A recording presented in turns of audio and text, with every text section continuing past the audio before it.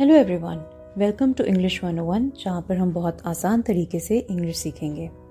हमारा आज का टॉपिक है पार्ट्स ऑफ स्पीच, जिसे हिंदी में शब्द भेद या भाषा के भेद कहते हैं।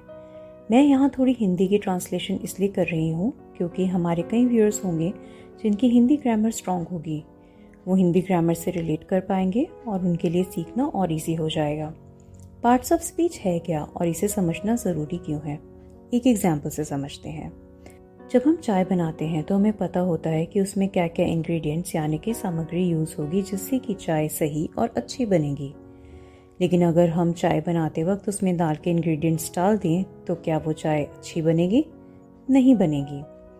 ऐसे ही हमें सही सेंटेंस बनाने के लिए शब्दों का सही प्रयोग करना होता है जिससे हमारा सेंटेंस सही बनता है। पार्ट्स ऑफ स्पीच से हमें पता चलता है कि अलग अलग शब्दों को कैसे और कहाँ यूज़ करते हैं ताकि हम सही सेंटेंस बना पाएं।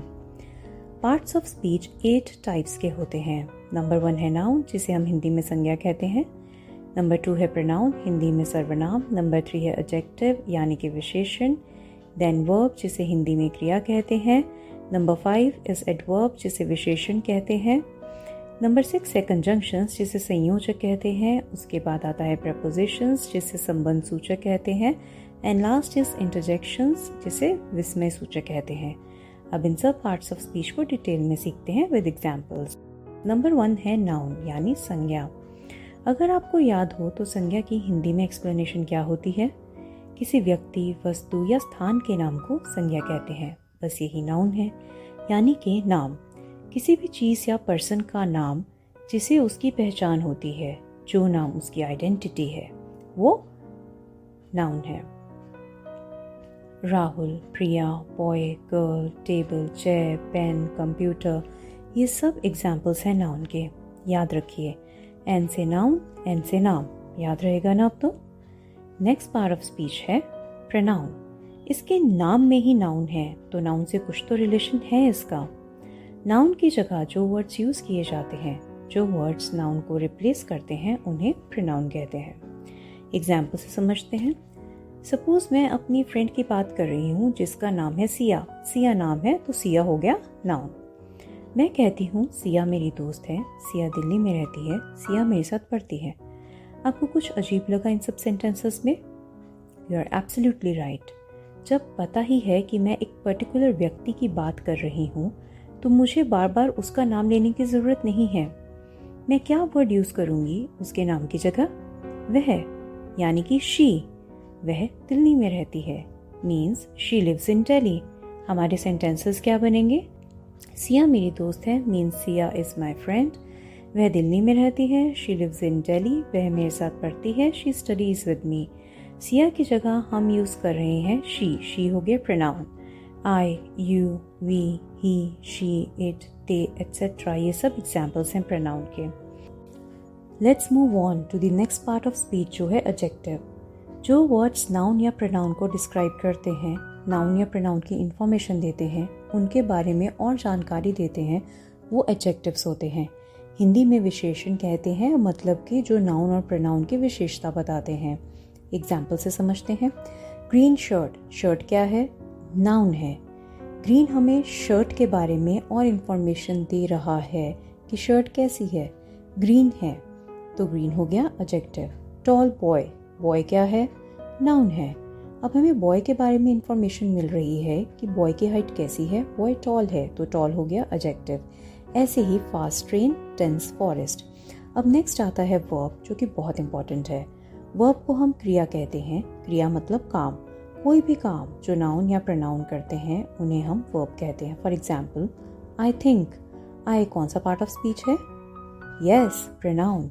आई क्या करता है? सोचता है। सोचना मतलब थिंक, तो थिंक हो गया एडजेक्टिव। सुमन प्लेस। अब यहाँ पर सुमन कौन सा पार्ट ऑफ स्पीच है? Yes, noun. सुमन क्या करती है? खेलती है, तो प्लेस हो गया वर्ब। ऐसे ही दे स्टडी। अब आप सोच रहे होंगे कि आई थिंक, दे स्टडी, लेकिन सुमन प्लेस क्यों है? ये एक अलग कंसेप्ट है जो हम अपनी नेक्स्ट क्लासेस में कवर करेंगे। अभी आप कंफ्यूज मत होइए। नेक्स्ट पार्ट ऑफ स्पीच है एडवर्ब। नाम में इसके वर्ब है, मीन्स वर्ब से कुछ तो रिलेटेड है, और स्टार्टिंग एड से हो रही है तो हो सकता है एडजेक्टिव से भी कुछ रिलेटेड हो। एडवर्ब्स वो वर्ड्स होते हैं जो वर्ब्स, एडजेक्टिव्स या अनदर एडवर्ब को डिस्क्राइब करें, उनकी और इन्फॉर्मेशन दें। For example, he sings loudly. He कौन सा पार्ट ऑफ स्पीच है? Yes, pronoun. सिंग्स कौन सा पार्ट ऑफ स्पीच है? वर्ब। अब लाउडली किसके बारे में इंफॉर्मेशन दे रहा है, ही या सिंग्स? क्या वो लड़का लाउडली है या क्या वो गाना लाउडली गाता है? वो गाना लाउडली गाता है। सिंग है वर्ब और उसके वर्ब के बारे में हमें इंफॉर्मेशन लाउडली ने दी, तो लाउडली हो गया एडवर्ब। ऐसे ही वेरी टॉल। टॉल है एडजेक्टिव। कितना टॉल है ये हमें कौन सा वर्ड बता रहा है? वेरी, तो वेरी हो गया एडवर्ब। ऐसे ही एंडेड टू क्विकली। क्विकली है एडवर्ब और कितना क्विकली ये हमें बता रहा है वर्ड टू, तो टू हो गया एडवर्ब। कई बार कई व्यूअर्स कंफ्यूज हो जाते होंगे कि एडवर्ब और एडजेक्टिव में डिफरेंस क्या है। ट्राई करते हैं उस कंफ्यूजन को दूर करने की। ये 2 सेंटेंसेस हैं। She is a beautiful dancer, she dances beautifully. She कौन सा पार्ट ऑफ स्पीच है? Yes, pronoun. Is helping verb है, आर्टिकल है, ये हम नेक्स्ट लेसन्स में पढ़ेंगे। डांसर क्या है? नाउन, प्रोफेशन का नेम है। डांसेस क्या है? सोचिए सोचिए, यस, वर्ब। अब आप मुझे सोच के बताइए कि ब्यूटीफुल और ब्यूटीफुली कौन से पार्ट्स ऑफ स्पीच हैं। यहाँ पर वीडियो को पॉज करके सोच सकते हैं आप। ब्यूटीफुल है एडजेक्टिव क्योंकि वो शी के बारे में डिस्क्राइब कर रहा है जो कि है प्रोनाउन। वह सुंदर डांसर है, she is a beautiful dancer. Beautifully adverb है क्योंकि ब्यूटीफुली उसके डांस को डिस्क्राइब कर रहा है, वो ब्यूटीफुली डांस करती है। हमें बस ध्यान रखना है कि वर्ड कौन से पार्ट ऑफ स्पीच को एक्सप्लेन कर रहा है और हम कंफ्यूज नहीं होंगे। नेक्स्ट पार्ट ऑफ स्पीच है कंजंक्शंस। कंजंक्शंस वो वर्ड्स होते हैं जो 2 सेंटेंसेस या phrases means group of words, उनको कनेक्ट करते हैं, जोड़ते हैं। एग्जाम्पल से समझते हैं। ये 2 अलग अलग सेंटेंसेस हैं। This tea is tasty, it is refreshing. हम ऐसा क्या वर्ड यूज कर सकते हैं कि ये 2 अलग अलग सेंटेंसेस एक सेंटेंस बन जाए? And. This tea is tasty and refreshing. And, but, yet, so, either, neither, as, etcetera, ये सब कंजंक्शंस होते हैं। याद रखिए, सी से कंजंक्शन, सी से कनेक्ट, याद रहेगा ऐसे आपको। नेक्स्ट पार्ट ऑफ स्पीच है प्रेपोजिशन। प्रेपोजिशन वो वर्ड्स होते हैं जो कि हमें वक्त, जगह, लोकेशन, इन सब चीज़ों के बारे में बताते हैं और हमारे सेंटेंस को मीनिंगफुल बनाते हैं। For example, first lecture starts at 10 AM। पहला लेक्चर कब स्टार्ट हुआ? 10 बजे, एट 10 AM। एट ने टाइम के बारे में बताया और हमारा सेंटेंस मीनिंगफुल बनाया। ऐसे ही the dog is under the blue car. Dog कहाँ है? उसकी डायरेक्शन बताई वर्ड अंडर ने। Under is a preposition. I am sitting next to my boss. Location बताई नेक्स्ट टू ने। नेक्स्ट टू मीन्स बगल में। My best friend lives in Mumbai. Friend कहाँ रहता है? मुंबई में, तो इन ने प्लेस बताया। लास्ट पार्ट ऑफ स्पीच है इंटरजेक्शंस।